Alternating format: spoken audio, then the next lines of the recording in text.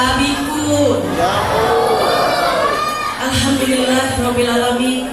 Wassalatu wassalamu ala asrofil anbiya'i wa mursalin wa ala alihi wa sahbihi ajma'in.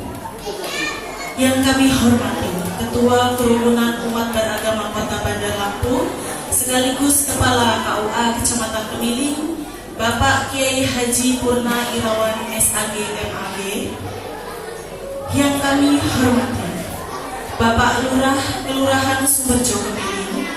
Yang kami hormati Bapak Ketua Lingkungan 1 Kelurahan Sumberjo Kemiling. Yang kami hormati Bapak Ketua Masjid Darul Hidayah beserta jajarannya. Yang kami hormati Bapak Ketua RT 013 dan Bapak Ketua RT 017 Lingkungan 1 Sumberjo Kemiling. Yang kami hormati tokoh agama, tokoh masyarakat, alim ulama, para sepuh dan bini sepuh, dan yang kami hormati Rismawan dan Rismawati Masjid Darul Hidayah, bapak-bapak, ibu-ibu, serta tamu undangan yang insyaallah dimuliakan oleh Allah Subhanahu wa Ta'ala. Amin ya rabbal alamin. Pertama-tama marilah kita panjatkan puja dan puji syukur kita kehadirat Allah Subhanahu wa Ta'ala, yang mana pada malam hari ini kita masih diberikan kesehatan, kenikmatan Islam, iman, dan takwa, sehingga kita semua dapat melangkahkan kaki kita di Masjid Darul Hidayah dalam acara Maulid Nabi Muhammad SAW 1448 Hijriah. Salawat teriring salam tak lupa pula kita sanjung agungkan kepada junjungan kita Nabi besar Muhammad SAW, yang insya Allah kita semua yang ada di sini mendapatkan syafaatnya di yaumil akhir nanti. Amin ya rabbal alamin. Bapak Ibu hadirin yang dimuliakan Allah Subhanahu wa Ta'ala, saya di sini selaku pembawa acara, izinkan saya membacakan susunan acara pada malam hari ini. Yang pertama pembukaan, yang kedua pembacaan ayat suci Al-Quran, yang ketiga sambutan, yang keempat sholawat, yang kelima ceramah agama, yang keenam doa, dan yang ketujuh penutup. Untuk mendapat berkah dan ridho dari Allah Subhanahu wa Ta'ala, marilah kita buka acara kita pada malam hari ini dengan mengucap lafaz basmalah. Bismillahirrahmanirrahim. Meningkat acara yang kedua, yaitu pembacaan ayat suci Al-Quran. Kami mohon dengan hormat kepada Bapak Ibu tamu undangan serta adik-adik agar tidak bersuara dan men-silent HP. Kita bersama-sama mendengarkan lantunan ayat suci Al-Quran yang pada malam hari ini akan dibacakan oleh Ananda Akila Tamara Salsabila. Kepada Ananda kami persilakan.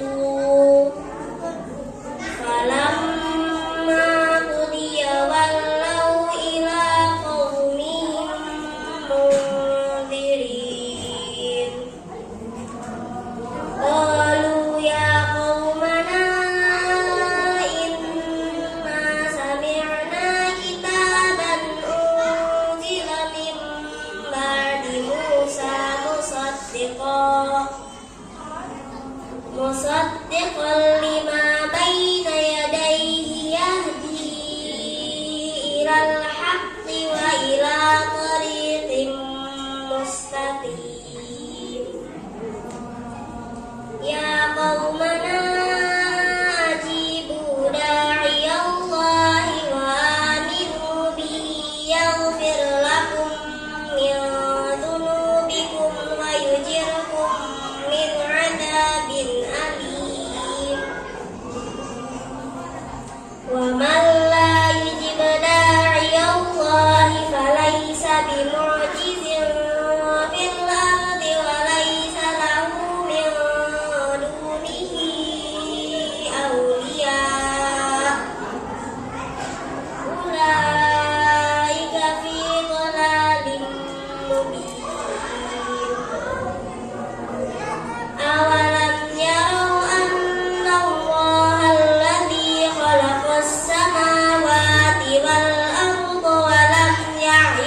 خلقهن بقادر على أن يحيي الموتى بلى إنه على كل شيء قدير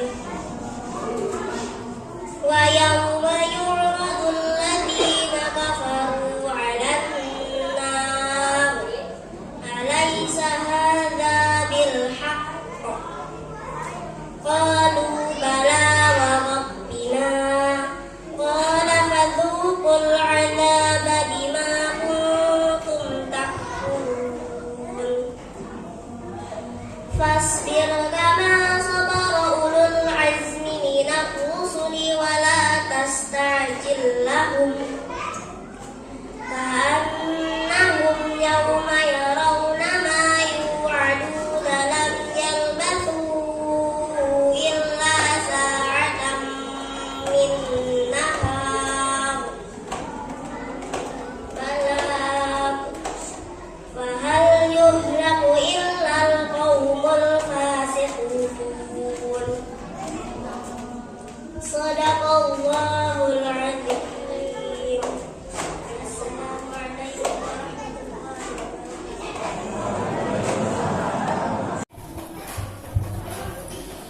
الله Sadaqallahul-Azim. Demikianlah tadi lantunan ayat suci Al-Quran yang telah dilantunkan dengan indah oleh Anda Akila Tamara Sansabila. Mudah-mudahan yang membaca maupun kita yang mendengar mendapat pahala dari Allah Subhanahu wa Ta'ala. Amin ya rabbal alamin. Meningkat acara yang selanjutnya yaitu sambutan yang pertama akan disampaikan oleh Ketua Majelis Taklim Darul Hidayah kepada Bapak Agus Hermanto. Kami persilakan.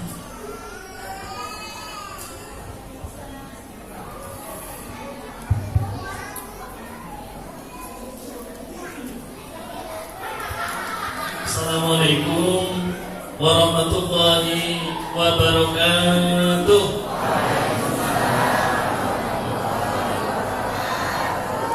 Tabibun.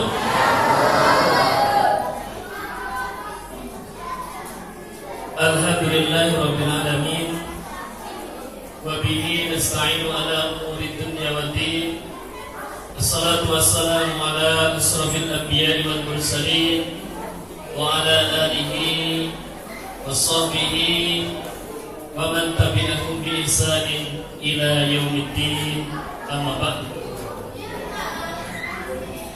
Yang kami hormati para alim, para ulama, para kiai, para asatidz dan ustadzah, wabil khusus Kiai Haji Purnawirawan SAG MAG, beliau yang akan memberikan tausiah kepada kita pada malam hari ini,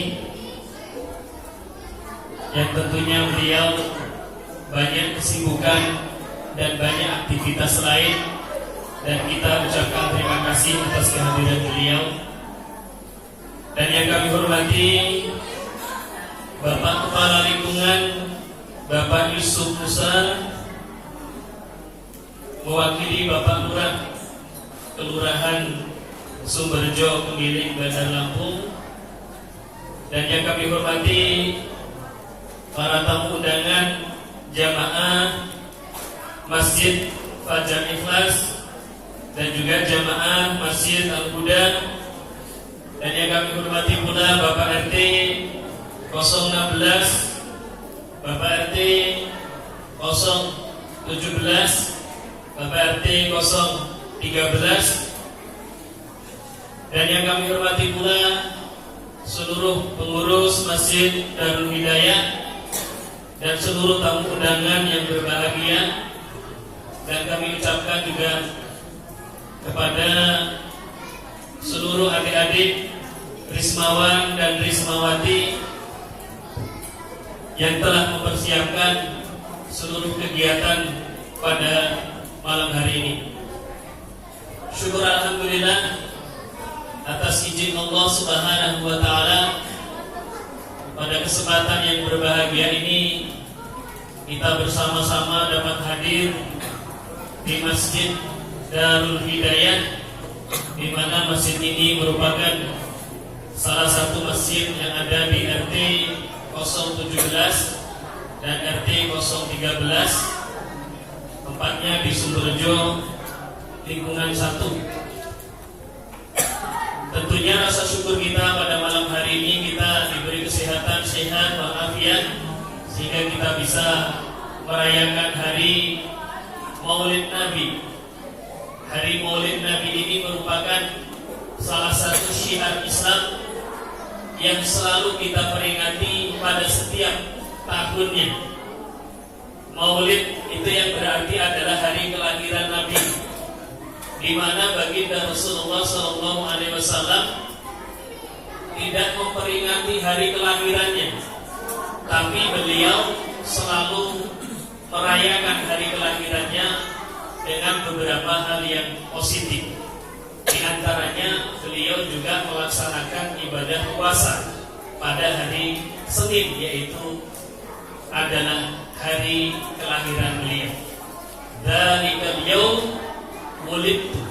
Pada hari Senin itu adalah hari kelahiranku.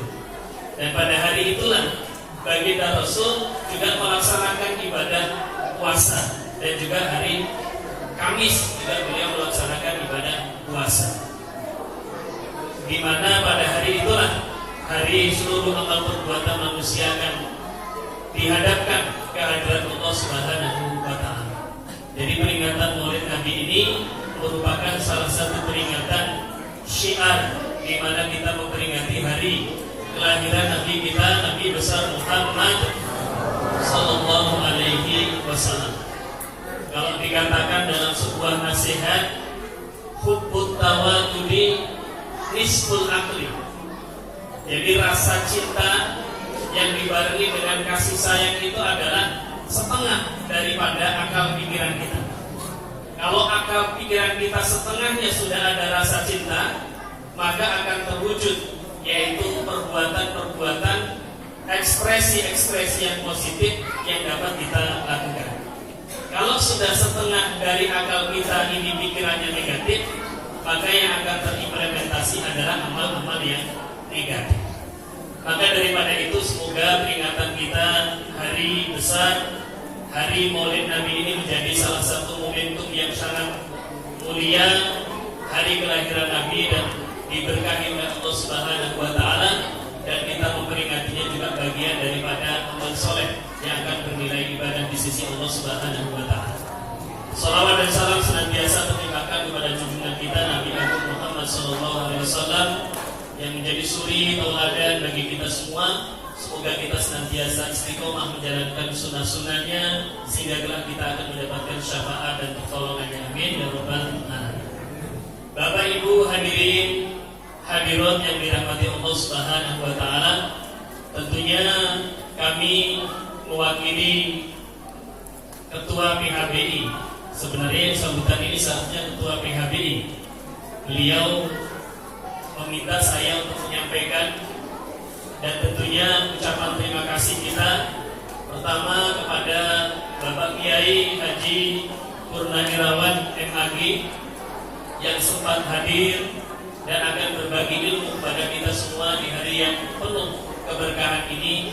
Semoga kita dapat menyimpannya dengan baik, hingga kelak kita nanti akan mendapatkan ilmu yang bermanfaat. Amin ya rabbal alamin.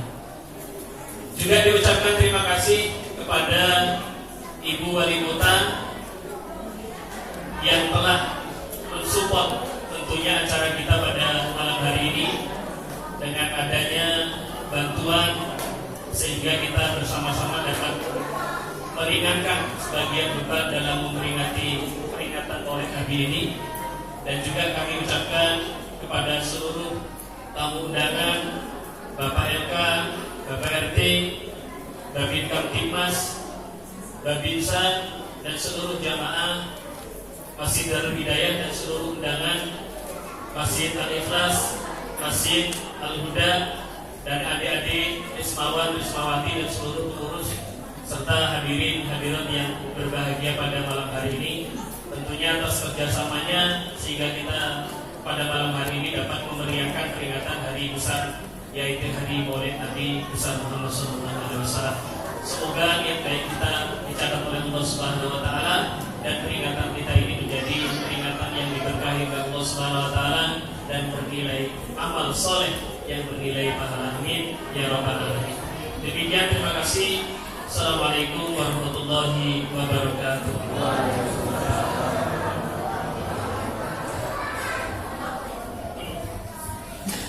Terima kasih kami ucapkan kepada Bapak Agus Hermanto atas sambutannya. Sambutan yang kedua yang akan disampaikan oleh Bapak Ketua Lingkungan 1 Sudirjo Kemiling kepada Bapak Yusuf Musa. Waktu dan tempat kami persilahkan.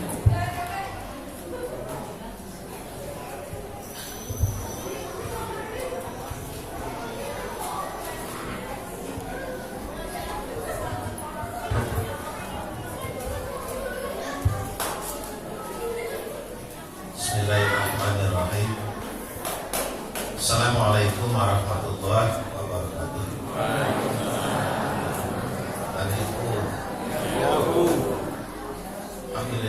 Alhamdulillahirabbil alamin. Wa bihi nasta'in wa ala umuri dunya waddin. Shalatu wassalamu ala asyrofil anbiya'i wal mursalin wa ala alihi wa sahbihi ajmain. Amma ba'd. Yang saya hormati Al-Mukarram Kakanda Haji Purnawirawan Amati, dan yang saya hormati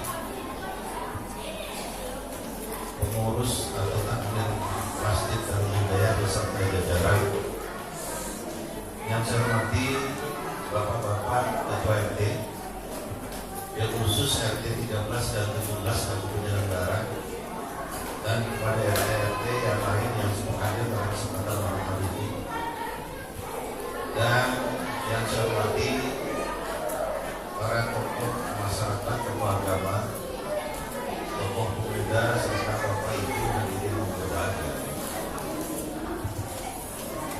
Puji syukur mari kita panjatkan kepada Allah Subhanahu Wa Taala. Alhamdulillah bahwa sampai pada malam kali ini kita semua masih diberi kenikmatan Allah Subhanahu Wa Taala, khususnya nikmat sehat, nikmat sempat, nikmat Islam, dan nikmat-nikmat lainnya, sehingga dengan nikmat tersebut alhamdulillah kita masih dapat mengikuti acara ini di Masjid Darul Hidayah. Salawat teriring salam semoga senantiasa tercurah pada junjungan kita Nabi besar Muhammad Sallallahu Alaihi Wasallam. Bapak Ibu hadirin yang berbahagia, izinkan saya pada kesempatan malam hari ini mewakili Pak Lurah kita, Pak Edwin Putra Manaka, yang pada saat yang sama beliau juga menghadiri acara yang sama tapi di tempat yang berbeda, karena tidak mungkin hati pikiran barangkali bisa dibagi, tapi badan yang tidak bisa dibagi. Oleh karenanya beliau menugaskan saya untuk hadir sekaligus mewakili beliau. Yang pertama, beberapa pesan beliau yang disampaikan ke saya. Yang pertama, beliau ingin mengajak kepada kita semua berkenaan dengan malam hari ini kita memperingati Maulid Nabi. Mari kita ikuti secara hal-hal yang akan disampaikan oleh penceramah kita nanti. Hal ini penting karena apa? Karena peringatan Maulid ini penting buat kita agar kita lebih mengetahui siapa sesungguhnya Muhammad itu dan bagaimana kedudukan Muhammad itu di dalam Islam. Kemudian diharapkan dengan kita mengenalnya, maka kita akan mencintai. Dengan mencintainya, diharapkan kita akan mengikuti sunnah. Itu yang pertama. Kemudian yang kedua, pesan beliau situasi sekarang ini situasi musim kemarau. Oleh karena itu, dihimbau kepada seluruh jajaran masyarakat Kelurahan Sumorjo untuk kita berwaspada terhadap hal-hal yang memungkinkan untuk terjadinya kebakaran. Karena ini sudah terjadi di beberapa tempat, termasuk di wilayah kita Kemiling ini, kemarin di Beringin-Jaya juga sudah, dan di kelurahan-kelurahan yang lain, kecamatan yang lain juga seperti itu. Oleh karenanya berhati-hati, termasuk membakar sampah. Kalau kita ingin membakar sampah, tolong ditunggu, jadi jangan dibakar kemudian ditinggalkan, karena ini bisa menjadi membuat potensi yang lebih berbahaya. Yang kedua, kemudian yang ketiga, memohon kepada kita semua, seluruh jajaran warga masyarakat Sumorjo, untuk mari kita memperhatikan anak-anak kita. Karena terus terang, saat sekarang ini banyak anak-anak remaja kita yang di luar kontrol kita. Di rumah dia baik, di rumah dia tapi ketika dia ketemu dengan kawan-kawannya, ini yang harus kita kontrol. Jadi maksudnya barangkali dikaitkan dengan banyaknya berita-berita kejadian-kejadian tawuran antara anak geng motor itu, dan trennya juga sarung-sarung itu yang ribut pakai sarung itu. Nah, kiranya kita selaku orang tua bisa memantau anak-anak kita, karena pada umumnya kejadiannya di atas jam 10. Oleh karena itu, bagi kita orang tua, kalau kira-kira anak kita belum di rumah, belum pulang, terus saya, kemudian kita lihat sudah berada pada datangan jam 10 itu, maka baiknya kita mengambil langkah menghubungi atau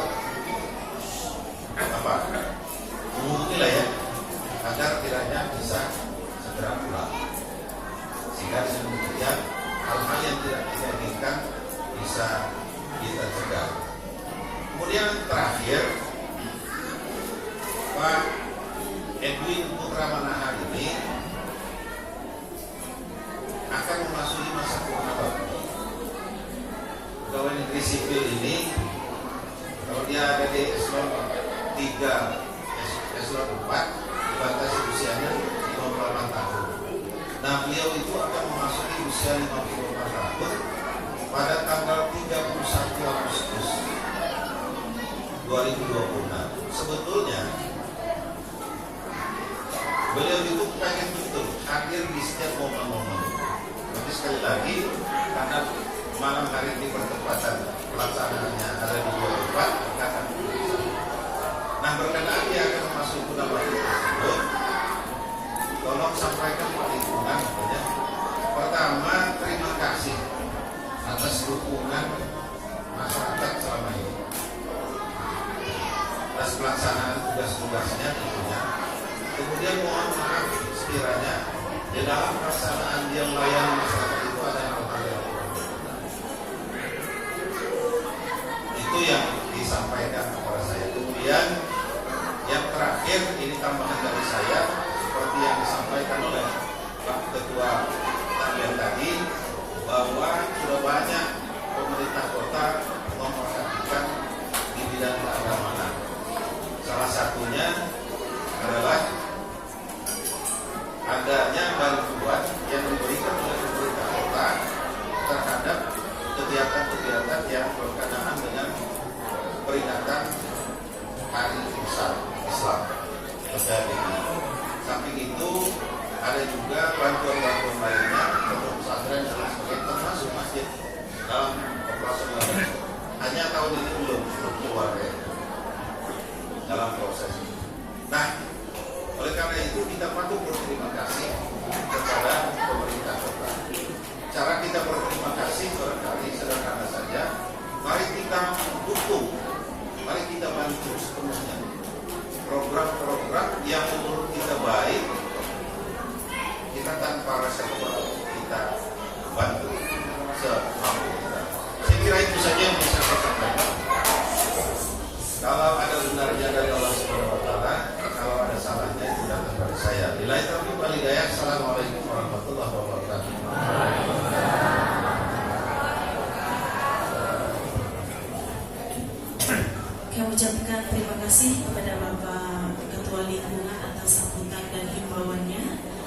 Sebelum meningkat acara selanjutnya, kami mohon untuk adik-adik yang di atas untuk tetap tenang dan tertib ya, mengikuti acara sampai dengan selesai.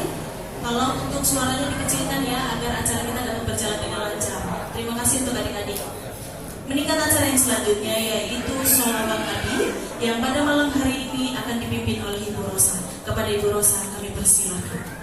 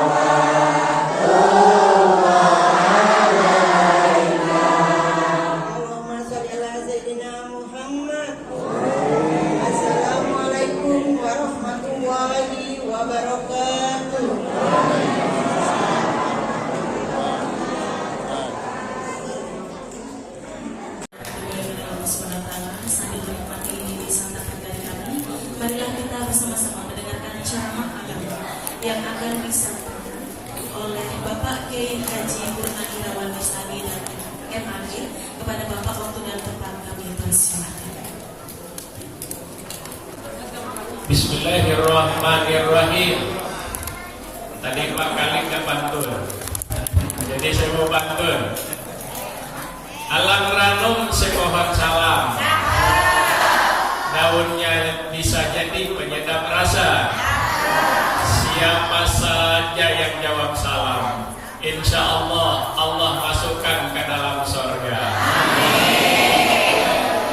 Assalamualaikum warahmatullahi wabarakatuh.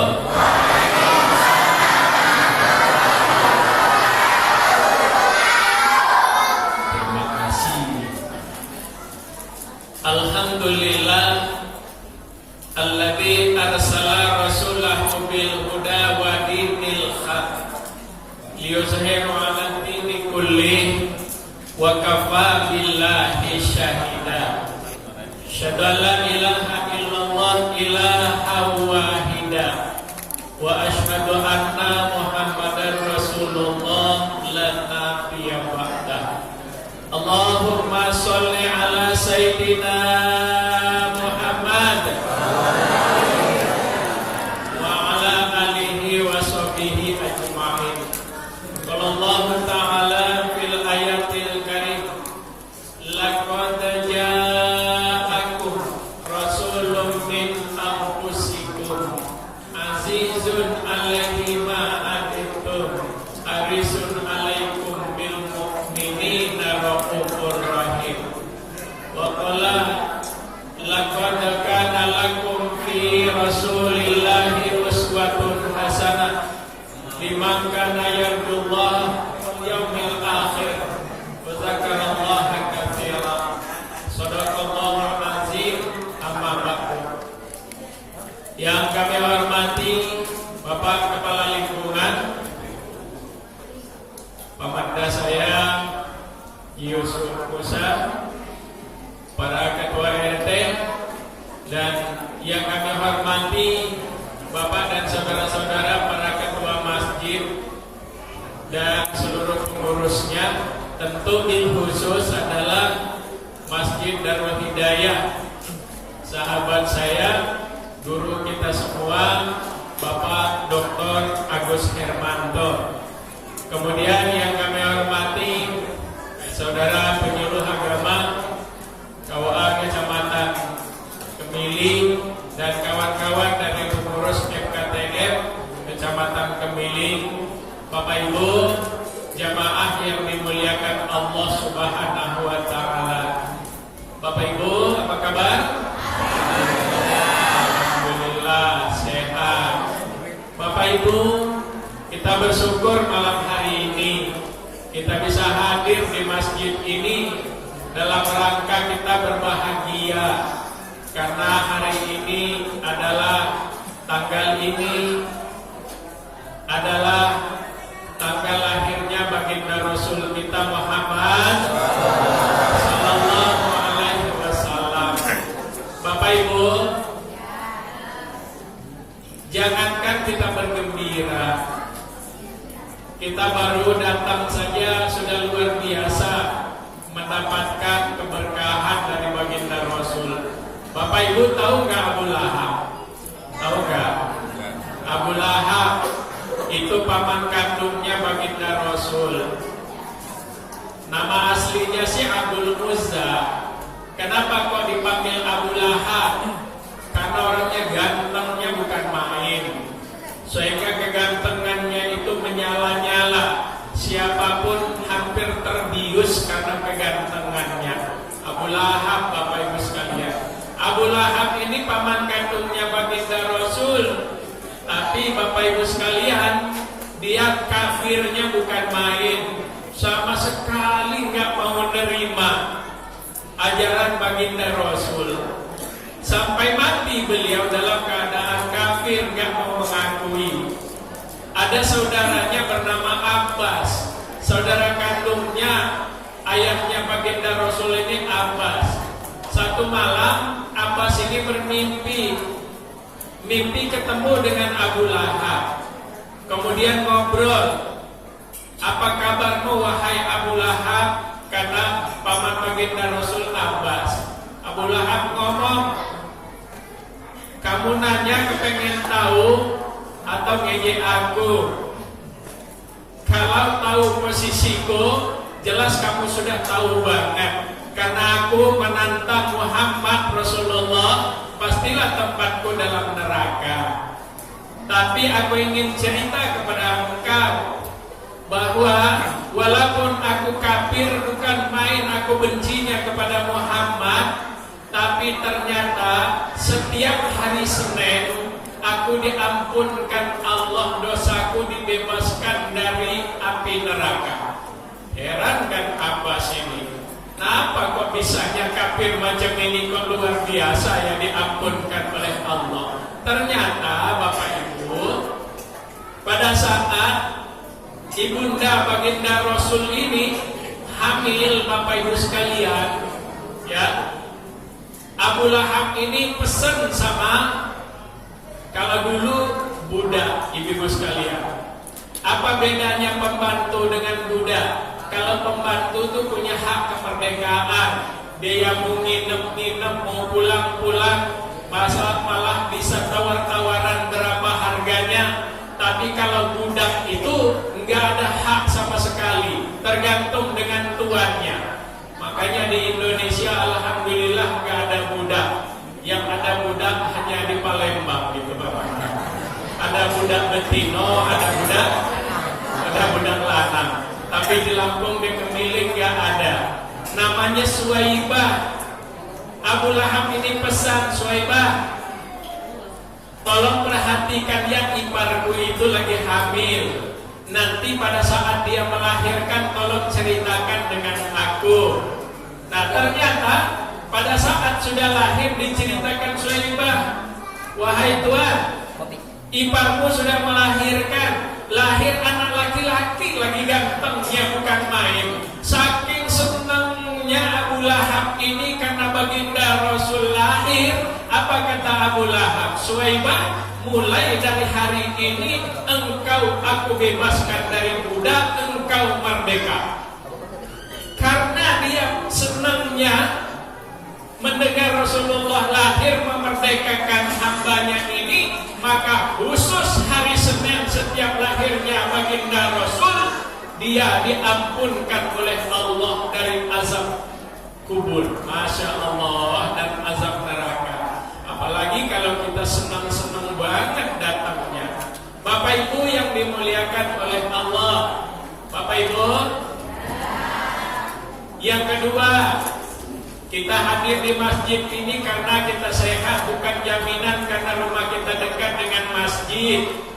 Kalau kita hadir di masjid ini hanya karena alasannya rumah kita dekat dengan masjid, maka pasti orang yang rumahnya dekat masjid pasti ke masjid semua.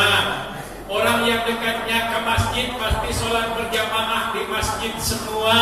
Tapi ternyata belum tentu. Kenapa? Karena kehadiran kita di masjid ini semata-mata karena rahmat Allah. Apa sih Pak Ustadz? Rahmat Allah itu kasih sayang Allah. Makanya malam hari ini alhamdulillah kita masih dalam keadaan sehat walafiat. Bapak Ibu, ada dua hal dalam hidup ini yang tidak bisa dihindarkan. Yang pertama tua, yang kedua mati. Gak mau tua pun malam hari ini, toh besok tetap hari Rabu, gak bisa kita tahan-tahan. Betul? Nah, kalau mau lihat ciri-ciri kita tua muda, satu ciri-cirinya mulai tua itu kalau duduk harus nyender.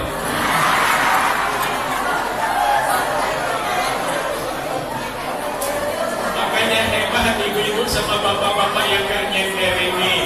Padahal karena nggak dapat senderan, ya. Kata yang nyender, saya sih enggak Pak, cuma nahan tembok ini supaya nggak roboh aja Bapak. Bapak Ibu yang dimuliakan Allah, ciri-ciri kedua mulai tua itu apa? Baru duduk 5 menit sudah 3 kali ganti gaya. Kadang-kadang duduk bersila, kadang-kadang bersimpuh, kadang-kadang diujurin kakinya. Karena malu kalau gonta-ganti terus dipukul-pukul kakinya. Pasti tanya, Bu, kenapa Bu? Semutan. Nyalahin semut. Padahal jarang betul anak-anak remaja itu semutan kalau duduk. Pasti karena sudah lama kita pakai. Maksudnya sudah tua, Bapak Ibu sekalian. Yang ketiga, ciri-ciri tua itu apa Bapak Ibu? Kalau masih muda, mestilah wanginya wangi parfum. Tapi kalau sudah tua pilihannya banyak. Kalau tidak bau balsam, bau BPU. Kalau enggak minyak angin, kalau enggak minyak cap kampak. Ya. betul di kantongnya ada minyak terapi. Jadi bapak-bapak dan ibu-ibu yang di kantongnya atau tasnya ada minyak terapi, nggak usah lelagahan, aku masih muda. Artinya sudah tua itu bapak ibu sekalian. Ya, bapak ibu. Apalagi ibu, ciri-cirinya mulai tua.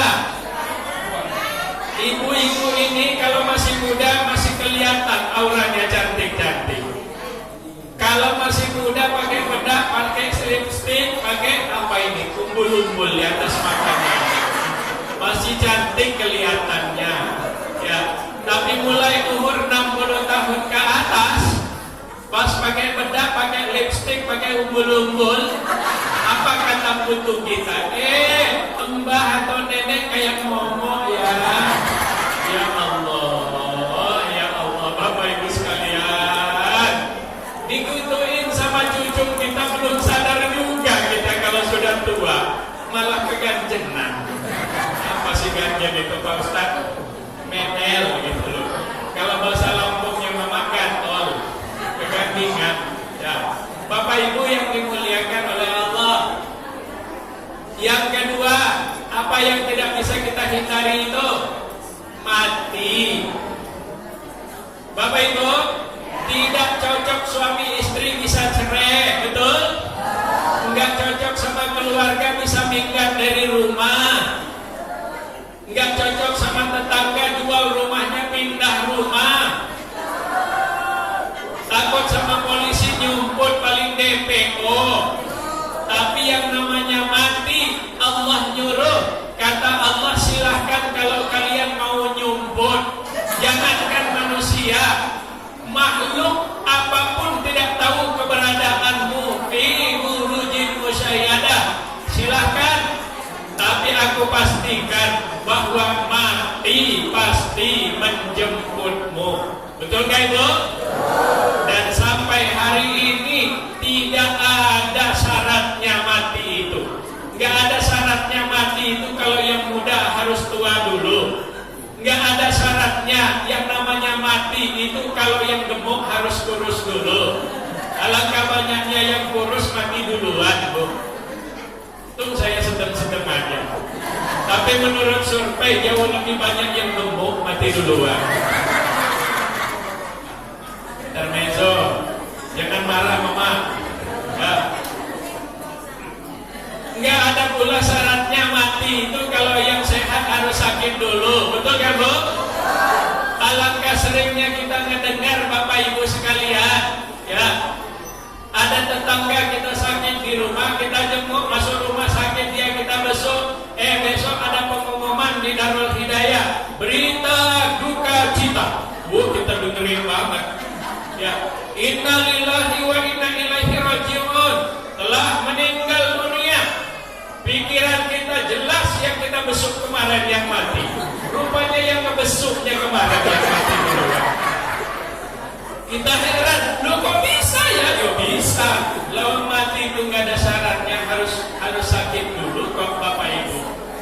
Karena ternyata tua tak bisa kita hindarkan, mati tak bisa kita hindarkan. Apa yang kita inginkan sekarang? Satu, ingin kita hidup di dunia ini sukses, mati dalam keadaan beriman, akhirat masuk surga. Betul? Tapi ternyata surga sekarang ini walaupun kampung halaman kita semua tidak bisa menerima sembarangan orang lagi. Bu, kakek nenek, kakek buyut kita dulu Nabi Adam dan Ibu Siti Hawa tinggal di surga. Itu kampung halaman manusia. Sekarang Bapak Ibu sekalian kita rame-rame ingin pulang kampung lagi. Kalau lebaran ada namanya mudik. Bapak Ibu sekalian ingin balik lagi ke kampung halaman, tapi Allah sudah kasih tahu apa kata Allah? Hei hamba-hambaku, hei Masjid Darul Hidayah jamaah dan sekitar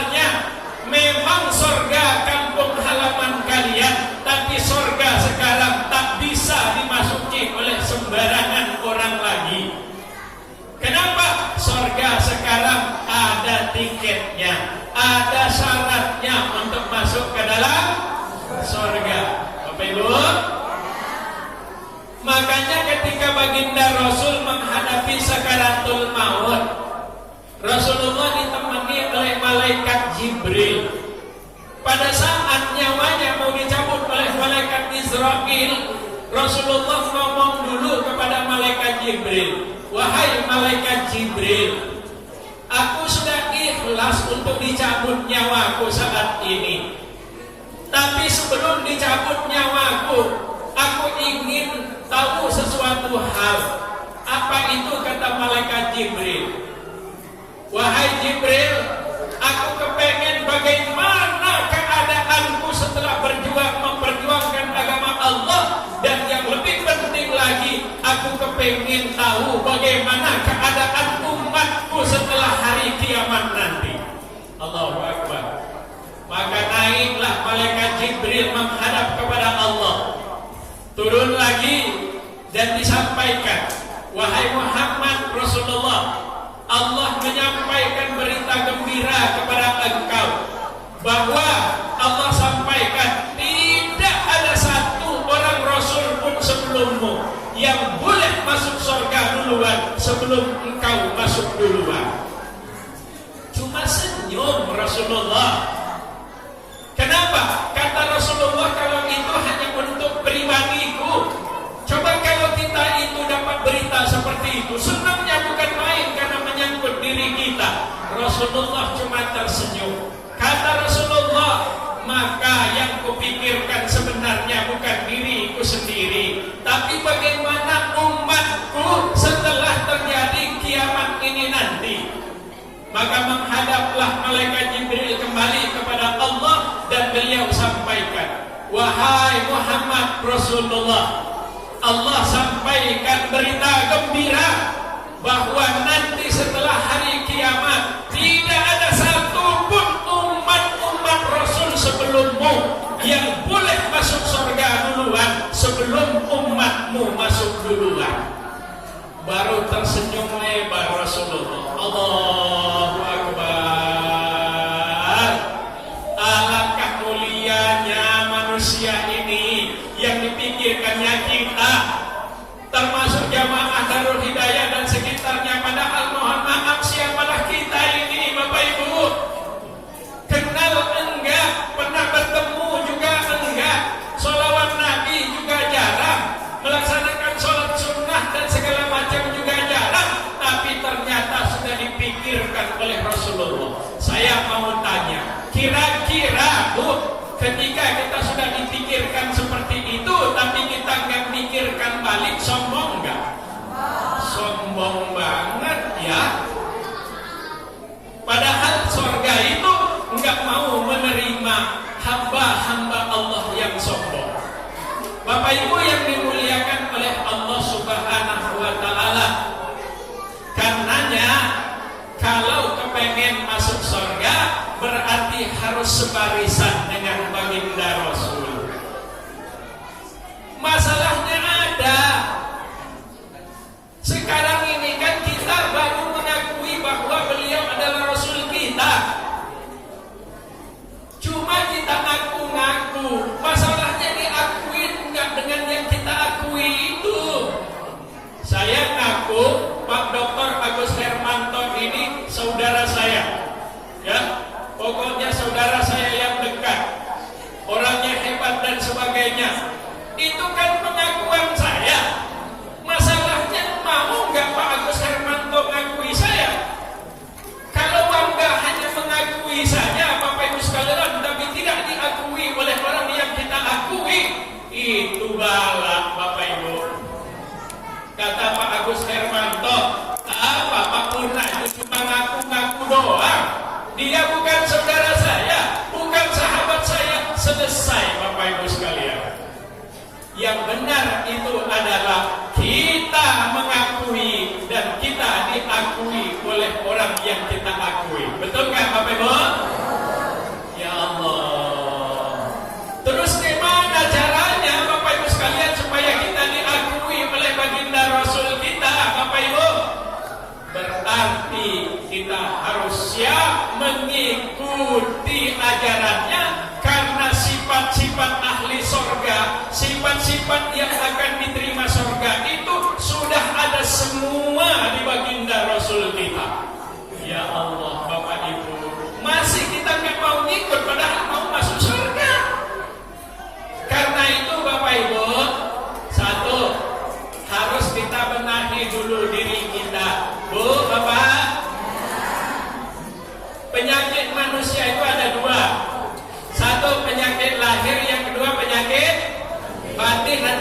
penyakit hati. Bapak Ibu, penyakit lahir itu kayak apa Pak Ustadz? Satu, contohnya luka, sakit kepala, sakit perut, sakit ginjal, panuan dan sebagainya. Itu sakit lahir. Terus kalau sakit hati, sakit batin itu Pak Ustadz yang mana? Sombong, iri, dengki, pemalas, penggunjing dan sebagainya, itu punya penyakit hati. Terus apa bedanya penyakit lahir dengan penyakit batin ya Pak Ustadz? Satu, kalau penyakit lahir Bapak Ibu, duluan dirinya sendiri yang tahu ketimbang orang lain. Contoh, kita punya tetangga, dia orangnya kaya, bajunya bagus, pakai safari, pakai jas, naik turun mobil, mobilnya bagus. Apa yang ada di benak kita? Alangkah enaknya hidup bapak sama ibu itu ya. Penilaian kita. Tapi pernahkah kita tahu di balik jasnya yang bagus, mobil bagus, safarinya yang bagus, ternyata bapak ibu itu kena kencing manis, ginjal, jantung dan sebagainya. Tahu nggak? Nggak tahu kalau dia tidak ngomong. Duluan dirinya sendiri yang tahu ketimbang orang lain. Terus yang kedua, penyakit lahir itu Bapak Ibu, kalau kita sabar menghadapinya, kata Rasulullah, itu cara Allah mengurangi dosa seorang hambanya.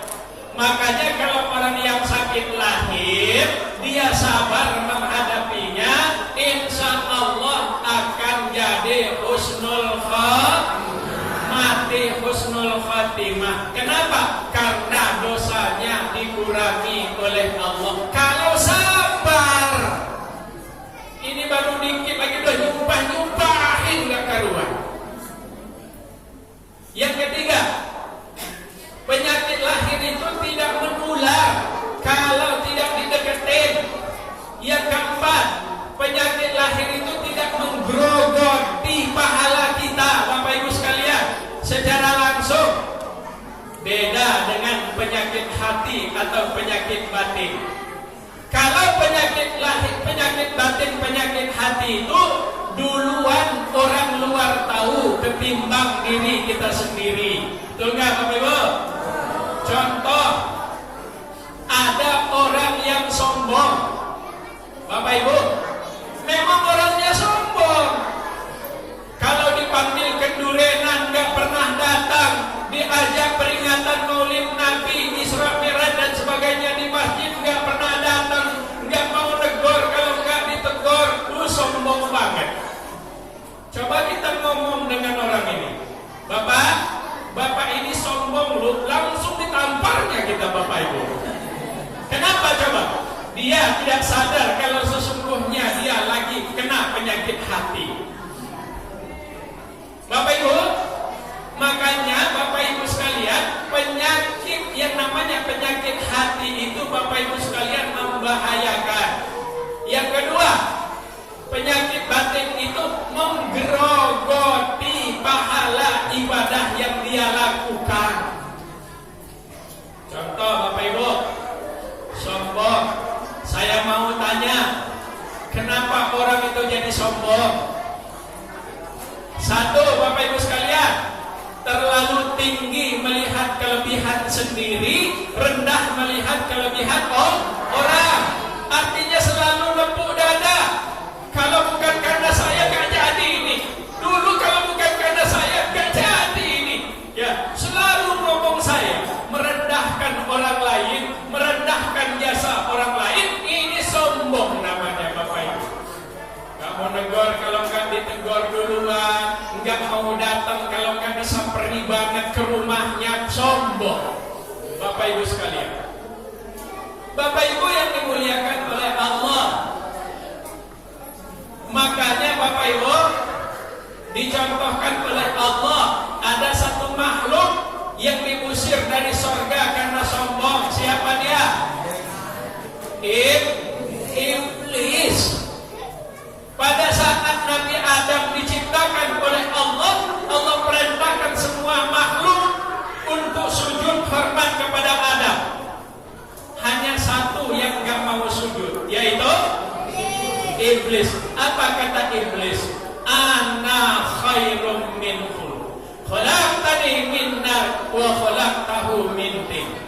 Aku engkau ciptakan dari api, sedangkan Adam engkau ciptakan dari tanah. Hebat mana kira-kira api dengan tanah ya Allah? Kok bisa-bisanya api yang mau ngalah, mau sujud, mau hormat dengan tanah? Sombongnya bukan main, Bapak Ibu sekalian. Kata Allah, sujud, saya nggak mau. Sujud, saya nggak mau. Makanya mohon maaf Bapak Ibu sekalian, ciri-ciri sifat iblis di dalam diri kita ini ada. Tua-tua saya kok saya yang harus ngalah, enak aja.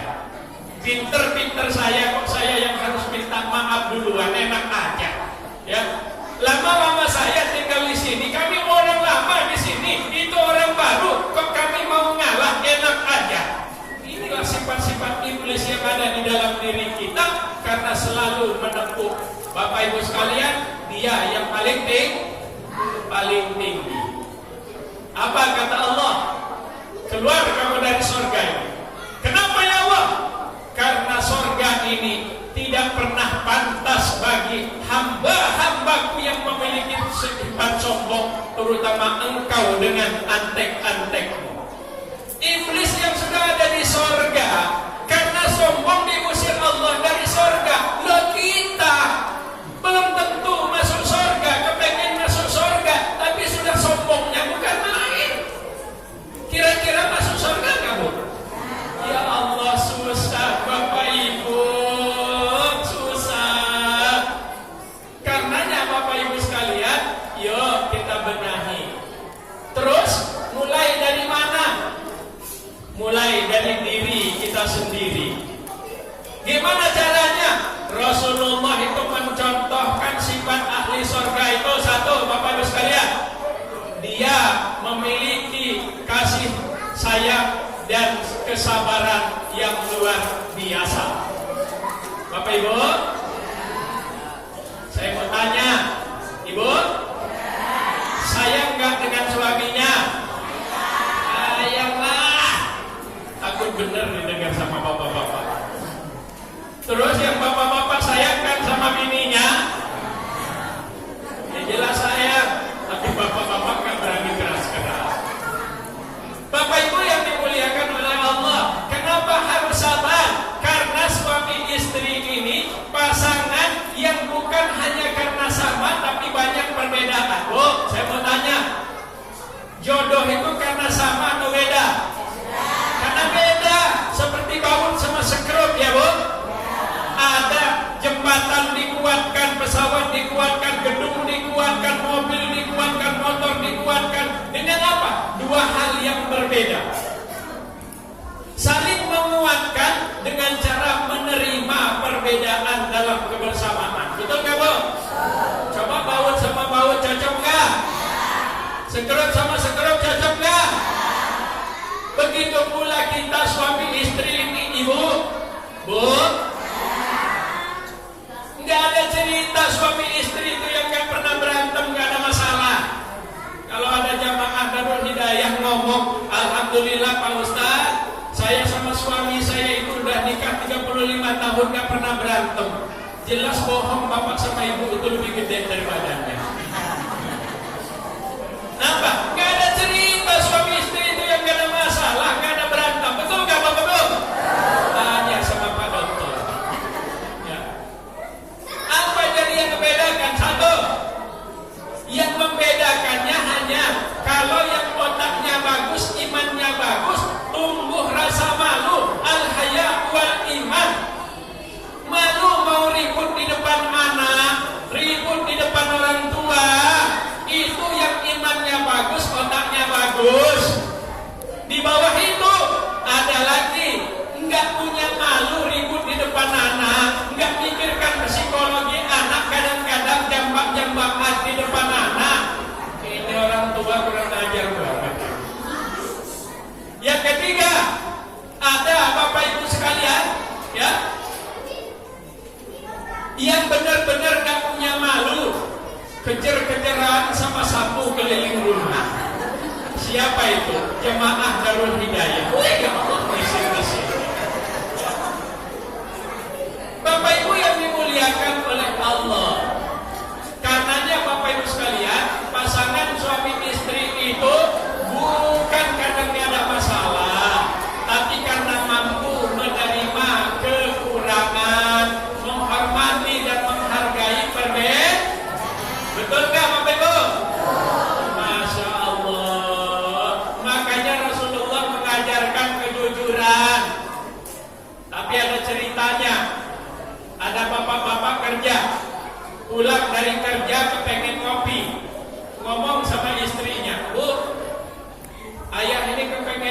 kopi, tolong buatin kopi dulu sih Bu.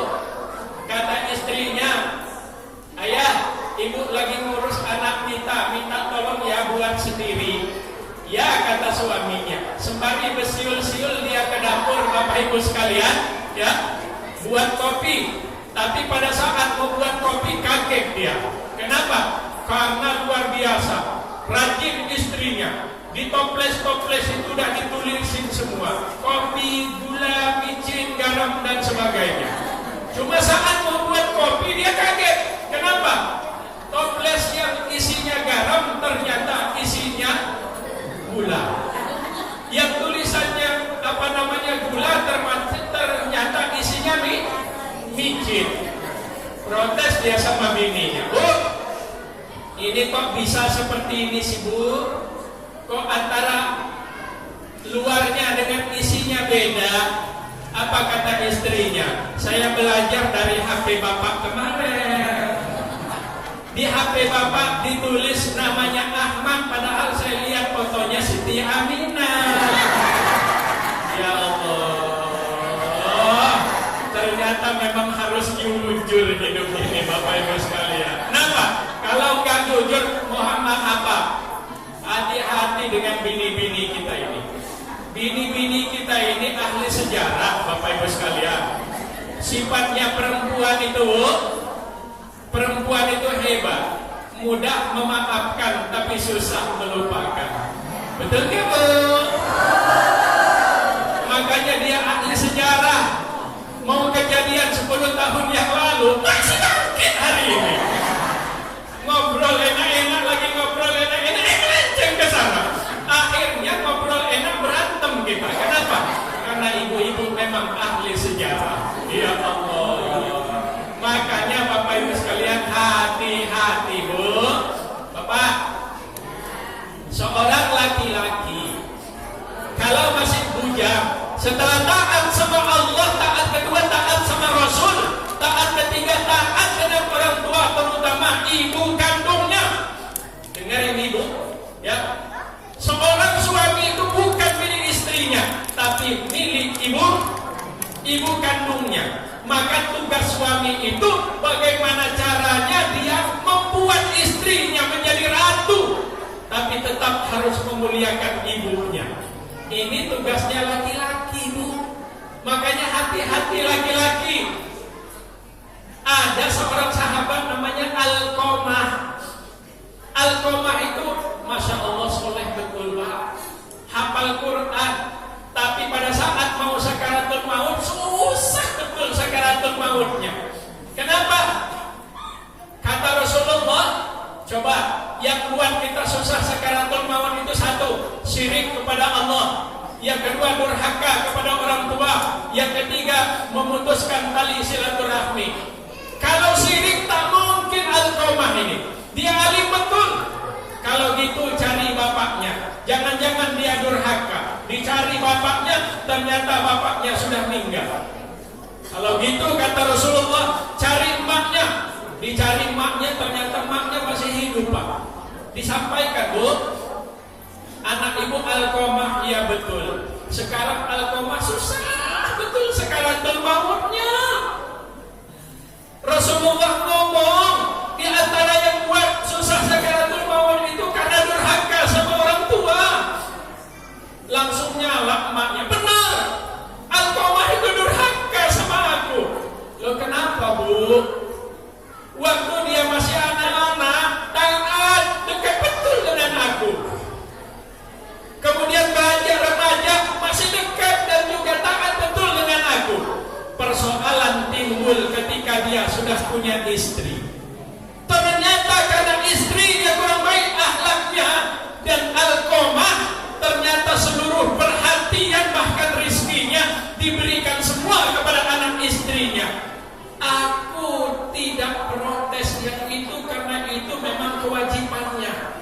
Tapi yang membuat aku kecewa karena perhatiannya dengan anak dan istrinya tertumpah ke situ semua oleh Alqamah, tapi dia tidak lagi memperhatikan aku. Kecewa betul aku rasanya.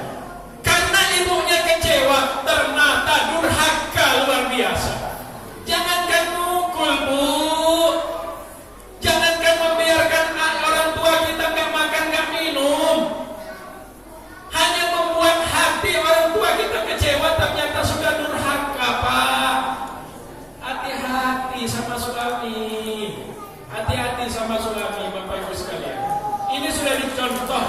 oleh Alqamah sahabatnya Rasulullah. Beda dengan perempuan. Kalau perempuan itu kalau masih gadis, setelah taat sama Allah, taat sama Rasul, taat ketiga, taat dengan orang tuanya. Tapi setelah dia menikah, setelah taat sama Allah, taat sama Rasul, taat ketiga, taat dengan suaminya. Kata Rasulullah, kalau aku boleh memerintahkan seorang manusia sujud kepada manusia yang lain, pertama yang kuperintahkan sujud adalah istri sujud sama suaminya. Maksudnya adalah agama kita ngatur istrilah yang harus taat sama suami. Dengar gak ibu? Kata bapaknya, alhamdulillah maknya anak-anak ngaji malam hari ini. Sudah lama betul saya cari celahnya ini. Jadi agama kita ngatur istri yang harus taat sama suami. Tapi tenang aja sih Bu, ada syaratnya suami yang harus ditaati itu. Enggak sembarangan suami. Oh ini suaminya pulang dari sini ibu dengar nggak ceramahnya Pak Ustadz Purna tadi? Ngebantah ibu masuk neraka ibu. Ada syaratnya suami yang harus ditaati itu Bu. Satu, suaminya taat kepada Allah, artinya sholat, ngaji, puasa dan sebagainya. Yang kedua, membimbing anak istrinya untuk taat kepada Allah. Yang ketiga, memberi nafkah lahir batin pada anak dan istrinya. Ini suami yang harus ditaati. Bukan suami yang gak jelas, luntang lantung gak jelas. Di mana ada pos ronda di situ ada dia. Kalau nggak main catur, main gaple, main lelekan. Di mana tempat orang ngadu ayam sama ngadu burung, di situ ada suaminya lagi. Ya. Di mana tempat orang ngasih ngasih batu akik, di situ ada suaminya juga. Pulang-pulang mau makan enak, mau ngopi. Kalau nggak ketemu kopi, nempelin anak bini. Saya pesan, kalau ada suami-suami ibu yang macam ini, saya minta tolong betul jangan dikubur kalau nggak mati dia. Apa nggak pantas jadi suami? Kata Rasulullah, pertama sekali yang akan diminta pertanggungjawaban oleh Allah hari kiamat nanti adalah suami. Hati-hati Pak, hati-hati. Mau nanggung jawabkan diri kita sendiri aja belum tentu. Ini mohon maaf anak dan istri kita itu Pak, Bapak, tanggung jawab kita. Belum kita akan dihisab tentang diri kita sebelum anak istri kita dihisab, tanggung jawab kita. Ingat Bapak itu. Jadi jangan cengar-cengir jadi suami. Ada tanggung jawabnya Bapak Ibu sekalian. Malam ini saya mau tanya, sayang nggak dengan anak-anak kita? Saking sayangnya makanya mohon maaf pontang-panting kita kerja, betul nggak Bapak Ibu? Kita sekolahkan mereka SD, SMP, SMA. Saya mau tanya, kalau mereka sekolah yang pintar siapa? Anak-anaknya. Yang pontang-panting cari tangan siapa? Anak sama bapaknya. Kalau mereka kuliah kan, selesai kuliah yang dapat gelar siapa? Bukan maknya. Yang pontang-panting cari duit siapa? Emak sama bapaknya. Bahkan kadang-kadang yang PNS Pak Dokter, mulai dari CPNS sampai pensiun nggak pulang-pulang tanpa SK-nya. Pas ditanya, di mana SK-nya Pak? Ditahan Mbak Eka. Ya Allah. Demi siapa? Demi anak. Yang tukang mestinya gajian tiap hari Sabtu sore, kami sudah kasbon. Kenapa? Anak mau bayaran. Betul kan Bu? Yang petani juga begitu, yang lain juga begitu demi anak. Sampai mereka selesai dapat gelar kerja. Enggak lama yang laki-laki kerja, 2 tahun dia kerja dapat gaji. Saya mau tanya, gajinya itu Bapak Ibu sekalian kalau dia sudah nikah dikasihkan bininya apa maknya? Padahal sampai dia kerja itu karena bininya apa maknya? Ternyata Bapak Ibu sekalian, alhamdulillah sampai dengan malam hari ini tidak ada orang tua yang minta ganti rugi sama Betul kan Bu? Gak ada. Gak ada Bapak Ibu sekalian. Berhasil anak-anak kita itu ternyata ketawa tapi sembari meleleh air mata kita. Betul Bu? Gembira campur haru. Ya Allah Bu, luar biasa. Gak ada. Setelah anaknya kerja dipanggil, nak sini dulu nak.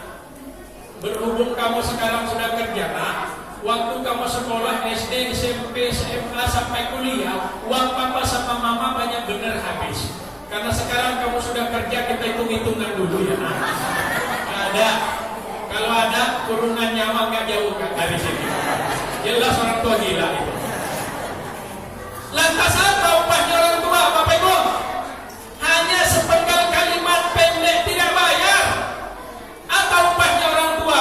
Rabbil firli zunubi wali walidayya warhamhuma kama rabbayani shaghira. Betul enggak Bapak Ibu? Allahu Akbar. Masya Allah. Cuma mau tanya lagi, ada jaminan enggak anak-anak kita sarjana dan segala macam itu pasti mendoakan kita? Belum tentu. Kenapa sebabnya? Karena yang selama ini kita bangga-banggakan dengan mereka bukan sholatnya, bukan ngajinya, bukan kesolehannya, tapi ternyata pekerjaan mereka, dunia mereka. Pak, anaknya berapa ya Bu? Alhamdulillah Pak Ustaz, anak saya ada 4 Pak Ustaz. Yang 1 itu polisi. Tapi kalau kita Lampung nggak pernah nyebut polisi, polisi. Yang nomor 1 itu polisi. Nomor 2 tentara. Nomor 3 kerja di Pemda. Nomor 4 itu pemodal Pak Ustaz. Saat nyeritakan keberhasilan anak-anaknya kayak nggak nampak lagi di bumi kaki pak sama bapak. Hebat. Kawan dekat, saudara dekat, orang yang nggak kenal ngaku saudara, saking hebatnya. Tapi ketika ditanya, di antara anak bapak ibu 4 ini yang polisi, tentara, PNS dengan pemborong ini, apakah sudah mendoakan bapak sama ibu minimal 5 kali sehari semalam? Lehernya langsung miring. Itulah kurangnya Pak Ustaz. Bukan itu kurangnya, memang kurang betul bapak sama ibu itu. Miskin ternyata bapak sama ibu itu. Masya Allah, Allahu Akbar. Justru itu akan menjadi pertanggungjawaban besar di hadapan Allah.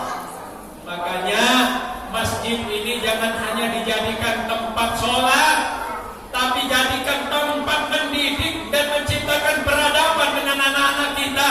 Mohon maaf Bapak Ibu, nyari masjid yang masih ada remaja dengan anak-anaknya sekarang luar biasa susahnya.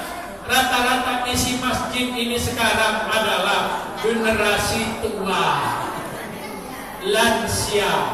Bapak Ibu sekalian, betul nggak Bapak Ibu? Terus mau kita apakan generasi kita?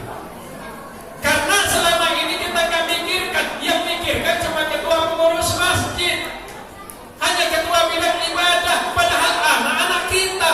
Allahu Akbar. Bu, saya mau tanya lagi Bapak Ibu, yang nanti akan mempertanggungjawabkan kita di hadapan Allah, kekayaan mereka apa kesolehan mereka? Kesolehan Bapak Ibu. Tapi sedih betul sekarang ini Bu, yang punya kewajiban supaya anak kita sholat, ngaji, puasa itu siapa Bu? Orang. Makanya dilahirkan dan dititipkan Allah dengan orang tuanya. Tapi karena orang tuanya sibuk cari nafkah, ya bapaknya pergi pagi pulang sore, ibu juga begitu sibuk di dapur. Yang kedua ilmu kita kurang. Yang ketiga kita ini kadang-kadang kurang telaten kalau ngajari anak sendiri. Betul gak Bu?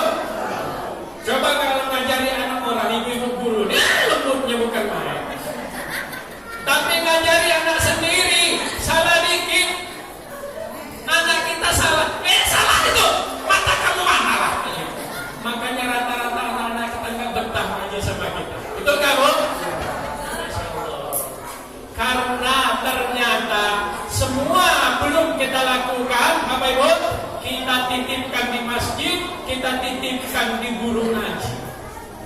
Tapi ternyata banyak anak-anak kita sekarang, Bapak Ibu sekalian, sudah bisa sholat, enggak sholat, sudah bisa ngaji, enggak ngaji, Bapak Ibu sekalian, sudah hafal doa untuk orang tua, tapi tidak mendoakan. Kenapa? Allah cabut keberkahan ilmunya.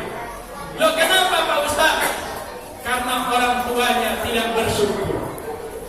Gimana kau nggak bersyukur? Ngaji di Darul Hidayah, ada infak ngaji 25.000, kok bisa gelap 3 bulan nggak bayar-bayar? Pasti tagih, Bu. Infak ngaji anak ibu belum bayar udah 3 bulan. Mestinya langsung kita bayar. Nah, ya Allah, nah, kalau bukan karena ustazmu belum tentu kamu bisa ngaji, nah. Belum tentu kamu bisa sholat, belum tentu kamu bisa doa, ya Allah, nah. Saking luar biasanya kita diselamatkan guru ngajinya dari azab kubur dan azab neraka. Kita bayar yang mestinya 25.000, kita bayar 50.000. Ini enggak luar biasa. Katanya guru ngajinya ikhlas. Memang guru ngaji itu nggak punya perut apa? Ini kelakuan kita, Bapak Ibu sekalian. Sekarang ini kita suka ngurus keikhlasan orang, padahal biarlah ikhlas itu urusan dia dengan Allah. Tugas kita memikirkan supaya dia ikhlas terus. Ini tugasnya orang tua, Bapak Ibu sekalian. Tapi kita kurang bersyukur, Allah cabut keberkahan ilmu. Bu, makanya tugas kita orang tua, Bapak Ibu. Makanya sampai tua kita saking sayang, kita nikah dengan suami kita itu dulu, Bu, karena memang niatnya tulus ikhlas. Kalau kita nikah dengan bini-bini kita nikah dulu hanya karena cantiknya, ibarat itu. Kenapa? Ibu-ibu ini paling cantiknya hanya sampai punya anak 2. Setelah anak 3 dan seterusnya kadang-kadang gak jelas mana leher, mana dada, mana pinggang, sama paha. Kayak gedebok pisang itu. Pas kondangan jalannya gak samaan. Suaminya di depan, yang istrinya di belakang, ditegur sama panitia. Pak, kok jalannya gak samaan? Nyeletuk suaminya, gak tahu si gendut itu agak lama. Akhirnya nyampe di rumah berantem, yang pesta tetap dangdutan. Ya Allah, masjid inilah tempat mendidik kita untuk memiliki nilai-nilai yang diajarkan oleh Rasulullah sebagai ahlul sunnah. Terima kasih. Itu saja yang bisa saya sampaikan. Saya udah agak enak karena ibu-ibu yang di belakang udah melotot-melotot. Lama banget, ya. Insya Allah mudah-mudahan berkah, mudah-mudahan menjadi ilmu. Tidak masuk kuping kanan keluar kuping kiri. Tapi menurut saya masih mending kalau masuk kuping kanan keluar kuping kiri, mesti ada bekasnya. Yang parah itu masuk kuping kanan keluar kuping kanan lagi. Namanya membal, Bapak Ibu sekalian. Mudah-mudahan berkah. Terima kasih. Wallahu muwaffiq ila aqwamit thoriq. Assalamualaikum warahmatullahi wabarakatuh.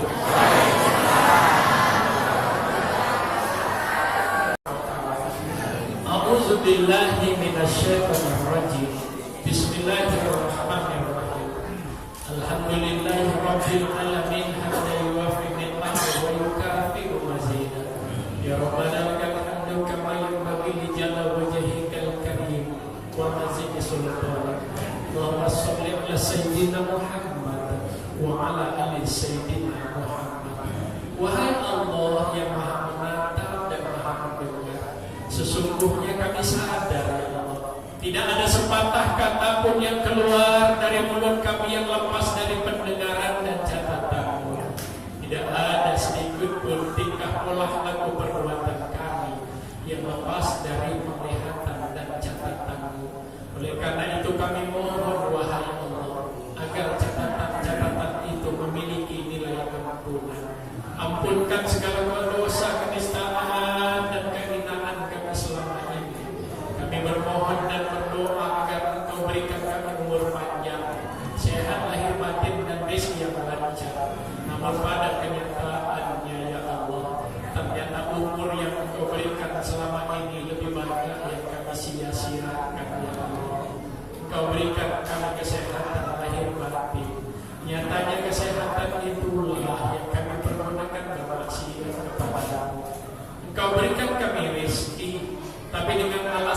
karunia rezeki dan kepercayaan. Kami sering meninggalkan sholat kami. Kami sering menunda-nunda sholat kami. Bahkan kami sering menyakiti hati sesama kami.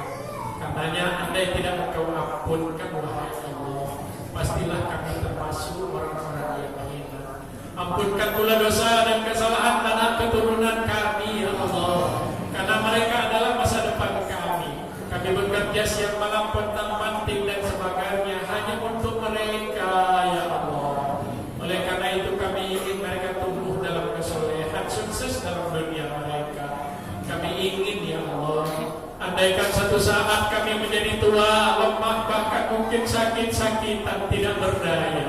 Andai itu terjadi kepada kami ingin yang ikhlas mengurus kami adalah anak keturunan yang selama ini kami banggakan. Andaikan satu saat Engkau cabut nyawa ini dari jasad kami mati terbujur kaku. Kami ingin, ya Allah, tangan soleh dan solehah yang memandikan jasad kami terakhir kali, yang mengafani dan menyolatkan kami. Di antaranya adalah anak-anak yang selama ini kami banggakan, ya Allah. Jangan Engkau siksa kami, ya Allah. Ketika kami menjadi tua, bahkan mungkin sakit-sakitan, tidak berdaya. Justru anak-anak yang selama ini kami banggakan, mereka tak peduli kepada kami, ya Allah. Jangan Engkau siksa kami, ya Allah. Ketika kami mati, justru yang memandikan, mengapani dan menyolatkan kami orang lain seluruhnya, bukan anak-anak yang selama ini kami banggakan. Oleh karena itu kami titipkan mereka kepada-Mu, ya Allah, karena kami sangat yakin hanya Engkau sebaik-baik tempat titipan. Ampunkan pula dosa dan kesalahan kedua orang tua kami, ya Allah. Kami bisa hadir di masjid ini, kami bisa memiliki anak keturunan, harta benda dan kehormatan. Semua berkah doa restu mereka berdua. Memang tidak pernah kami dengar secara langsung kapan dan di mana mereka berdua berdoa, ya Allah. Tapi kami sangat yakin inilah hasilnya. Oleh karena itu, andaikan orang tua kami masih hidup, kami mohon berikan mereka kesehatan lahir batin. Beri kami kesempatan untuk berbuat baik, berbakti dan meraih surga dari mereka, ya Allah. Dan andaikan orang tua kami sudah meninggal saat ini, ya Allah, betapa banyak air susu ibu yang telah kami minum, padahal itu darahnya, ya Allah. Betapa banyak butiran keringat ayah mereka kami mengucur dan menetes hanya demi memikirkan masa depan kami. Namun setelah kami memiliki semuanya, ternyata orang tua kami tak turun serta yang matinya. Karenanya ampunkan segala dosa dan kesalahan mereka selama hidup, ya Allah. Lapangkan kuburan mereka, ya Allah, dan datangkan hawa surga ke dalam kuburan mereka. Himpun mereka bersama dengan orang-orang yang Engkau muliakan. Wahai Allah, jadikan acara kami ini menjadi acara yang berkah. Jadikan kami menjadi umat baginda Rasul yang Dia cintai dan Engkau cintai, ya Allah. Jadikan kami umat Rasul yang kami akui dan Dia juga mengakui kami, ya Allah. Dan masukkan kami ke dalam surga bersama baginda Rasul kami, ya Allah. Rabbana atina fid dunya hasanah wa fil akhirati hasanah wa qina azabannar. Walhamdulillahi rabbil alamin. Sekali lagi terima kasih. Assalamualaikum warahmatullahi wabarakatuh.